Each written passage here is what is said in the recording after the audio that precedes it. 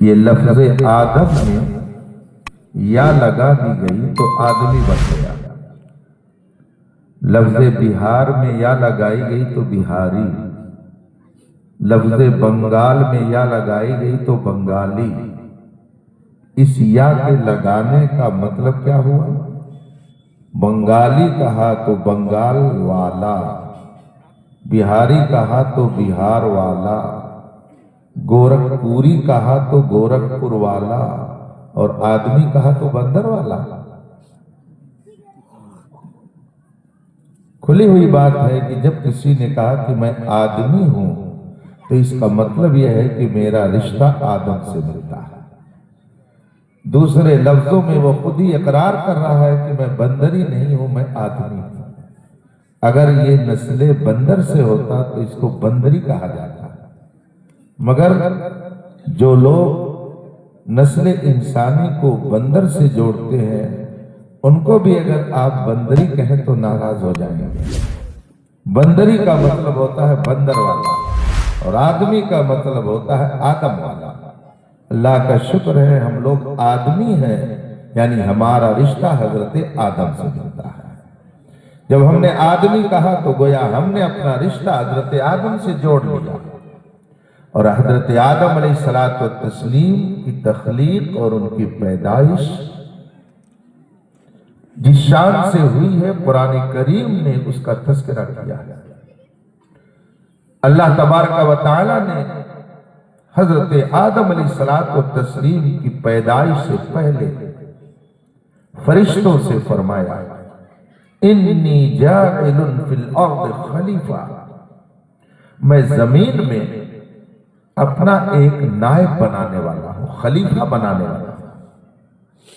جب فرشتوں نے یہ بات سنی تو انہوں نے رب کی بارگاہ میں عرض کی اتجعل فیہا من یفسد فیہا، اے رب کیا زمین پر تو ایسی مخلوق پیدا کرے گا جو زمین میں فتنہ اور فساد کرے؟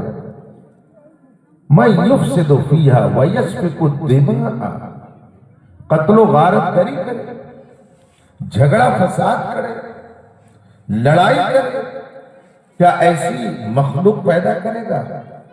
آگے انہوں نے اپنے بارے میں فرمایا کہ مولا نحن نسبح بحمدک ونقدس لک، ہم تو تیری تسبیح اور تیری پاکی کے لیے ہیں، ہم تیری تسبیح کر ہی رہے ہیں، تیری تقدیس کا وظیفہ ہم پڑھ ہی رہے ہیں، ہم تو سبحان اللہ کر ہی رہے ہیں، تو آخر انسان کو کیوں پیدا کرے گا؟ اللہ تبارک و تعالی نے حضرت آدم علیہ السلام کی عظمت کا اظہار کس طرح سے فرماتا ہے، ذرا اسے دیکھیں۔ اللہ نے فرمایا جو میں جانتا ہوں وہ تم نہیں جانتے، جو میرے علم میں ہے وہ تمہارے علم میں نہیں۔ حضرت آدم علیہ السلام پیدا کر دیے گئے۔ اللہ نے چاہا کہ فرشتوں کے سامنے آدم کا مرتبہ ظاہر کیا جائے، آدم کا درجہ کیا ہے، ان کا رتبہ کیا ہے، ان کا مقام کیا ہے، یہ بتایا جائے۔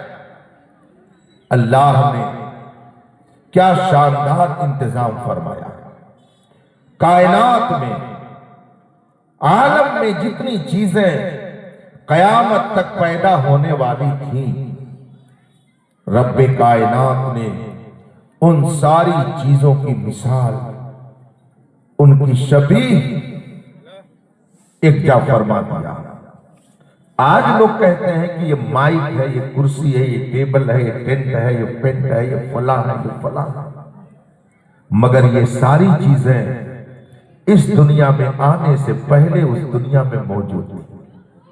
قرآن کریم فرماتا ہے وَعَلَّمَ آدَمَ الْأَسْمَاءَ كُلَّهَا، ساری چیزیں کائنات میں جتنی چیزیں پیدا ہونے والی تھیں، اللہ نے ساری چیزوں کو ایسے ہی ایک طرف سے سجا دیا، اور اس کے بعد حضرت آدم کو بلایا اور اللہ نے فرمایا آدم یہ دیکھو یہ کیا چیزیں ہیں، علم آدم الاسماء کلھا، اللہ تعالیٰ نے حضرت آدم علیہ السلام کو ساری چیزوں کا علم دے دیا۔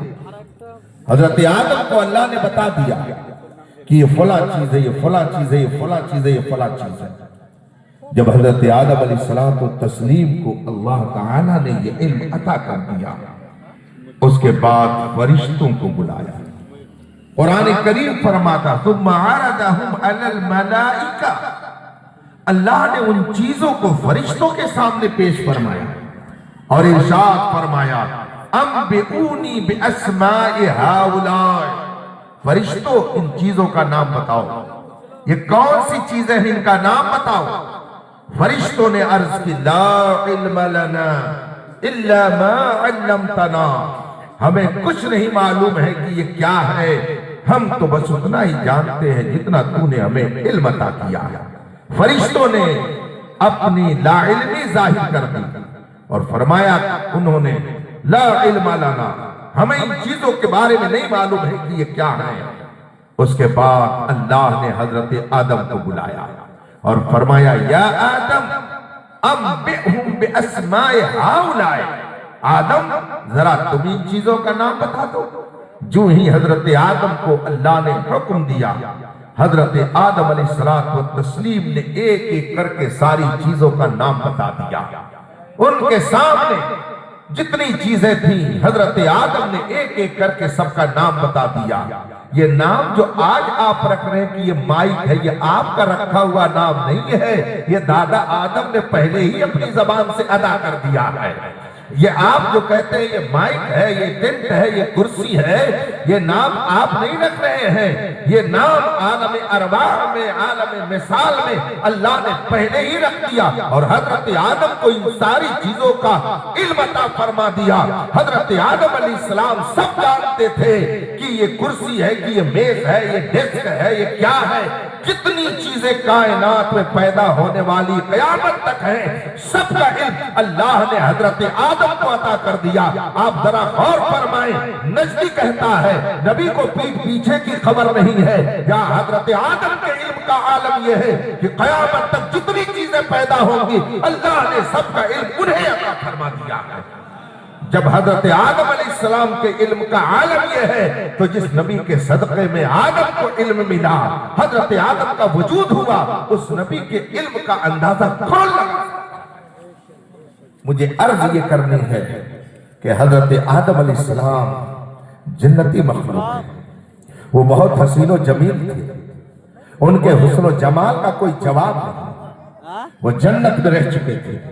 اگر اللہ چاہتا تو فرشتوں کے سامنے ان کی عظمت کا اظہار یوں بھی کر سکتا تھا، اے فرشتوں چلو تم ان کے سامنے جھکو، چلو ان کی تعظیم کرو، یہ بڑے حسین ہیں، یہ بڑے خوبصورت ہیں، یہ ہینڈسم ہیں، ان کے پاس بڑی طاقت و قوت ہے۔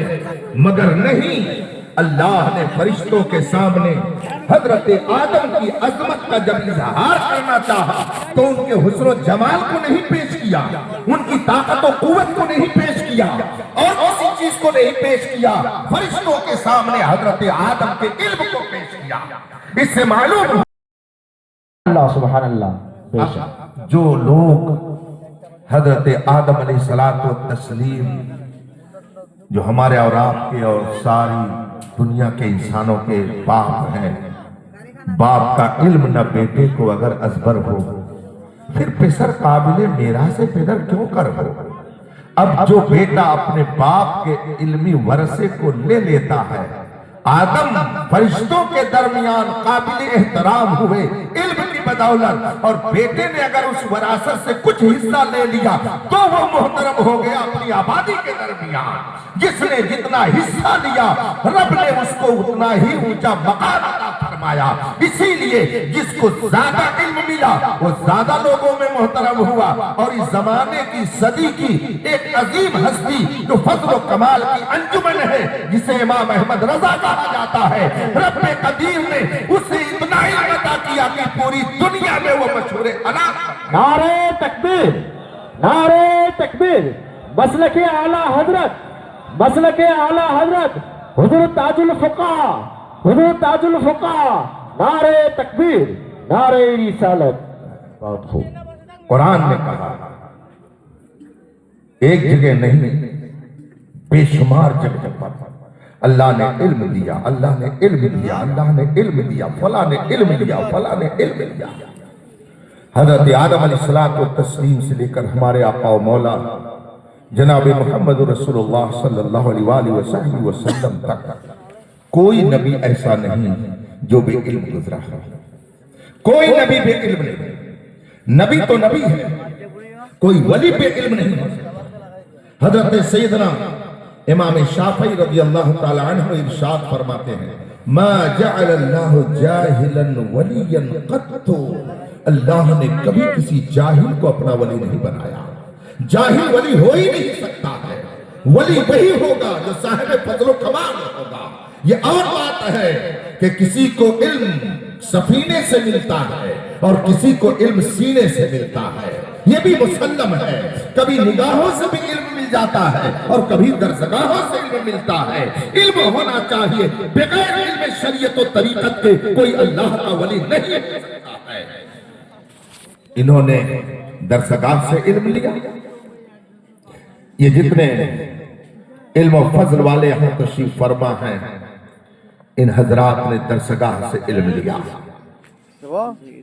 लोग कहते हैं कि दरसगाह में सिर्फ इल्म जाहिर दिया जाता है, हालांकि ऐसा नहीं है। दरसगाह ही में इल्म जाहिर भी मिलता है और इल्म बातिन भी मिलता है। सुभान अल्लाह। हजरत सैयदना वजीहुद्दीन आलवी गुजराती रहमतुल्लाह ताला अलैह, जिनका मज़ार मुबारक गुजरात अहमदाबाद शरीफ में है, फकीर ने कई बार उनके आस्थाने पर हाजिरी दी है।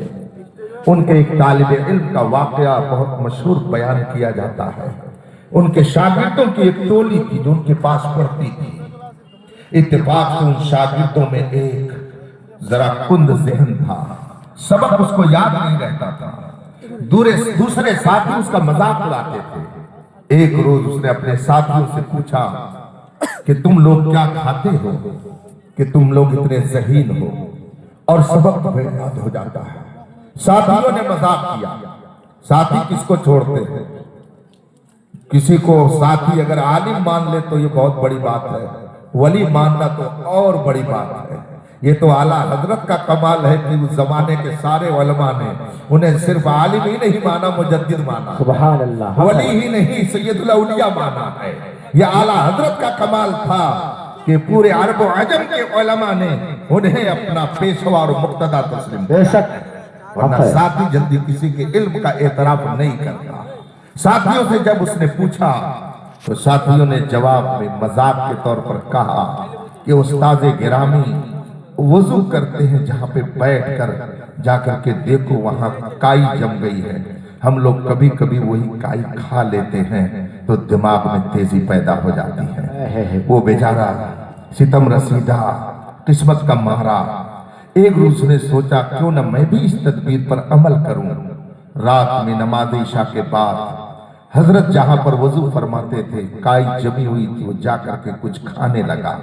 इत्तेफाक से हजरत सिद्दना वजूद्दीन अलवी गुजराती अलैहि रहमत व रिजवान मस्जिद से निकल रहे थे। देखा कोई शख्स बैठा हुआ है, उसके करीब गए, पूछा क्या कर रहे हो?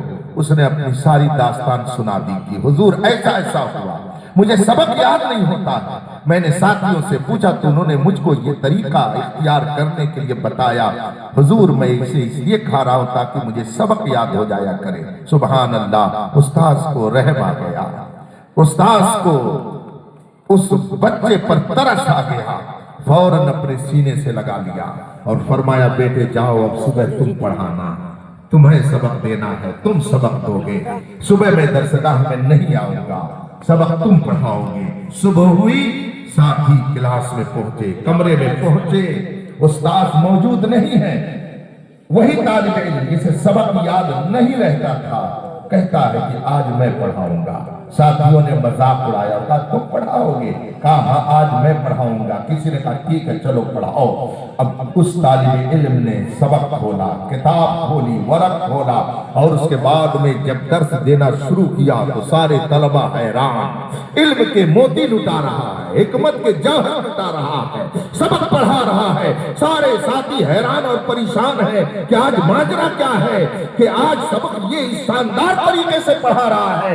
ساتھیوں نے پوچھا آخر تم نے کیا کیا کہ آج نقشہ الٹا ہے؟ کہا جو تدبیر تم نے بتائی تھی اسی پر میں نے عمل کیا ہے۔ استاد محترم نے رات مجھے اپنے سینے سے لگا کر اپنے علم کو میرے سینے میں منتقل کر دیا ہے، وہی میں تمہارے سامنے پیش کر رہا ہوں۔ سبحان اللہ، نعرہ تکبیر۔